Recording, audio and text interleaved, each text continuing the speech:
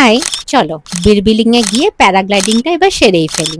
তোমরা তো সবাই জানো এশিয়ার top most highest paragliding site হচ্ছে আমাদের এই ইন্ডিয়ার বীরবিলিং। হঠাৎ করেই প্ল্যান হলো, তাই দিল্লি থেকে রাত্রি 12টার মধ্যে আমরা বেরিয়ে পড়েছিলাম।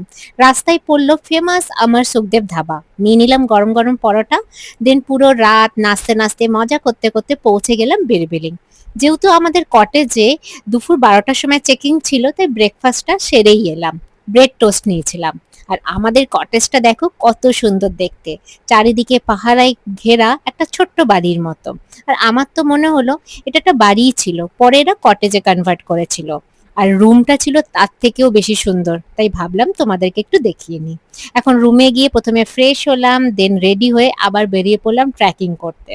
ট্রেকিং এ যে আমার জন্য কি ওয়েট করছে বুঝতে পারিনি। প্রথমে ভাবলাম এইভাবেই পাহাড়ের মধ্যে দিয়ে চড়তে হবে, উঠতে হবে। কিন্তু ওখানে গিয়ে দেখলাম যে জলের মধ্যে দিয়ে পাহাড়ে উঠতে হবে। অর্ধেক রাস্তা গেছিলাম, বাট পড়ে গেছিলাম, তাই ফিরে চলে এলাম। আর রিস্ক নিইনি, খুবই ভয়ঙ্কর ব্যাপার। দেন নামার পরে একটু কফি নিলাম গরম গরম, তার সাথে নিয়েছিলাম ম্যাগি। আর বন্ধুদেরকে বলছি এই জিন্সটা আমার আগে থেকেই ছেঁড়া ছিল, পরে গিয়ে ছেড়েনি, তাই হাসিস না। তারপরে ওখান থেকে আমরা পৌঁছে গেছিলাম প্যারাগ্লাইডিং এর ল্যান্ডিং সাইটে সানসেট দেখতে। নিয়ে নিলাম লাফিং চিলি পটেটো। হোটেল থেকে ফেরার পথে একটু লোকাল মার্কেটগুলো ঘুরছিলাম, এই ছোট ছোট জিনিসগুলো দেখছিলাম সবার জন্য।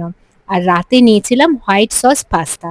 দ্যাটস ইট, বনফায়ারের সাথে আজকের দিনটা শেষ করলাম। টাটা বাই, পরের ব্লগে আবার দেখা হবে।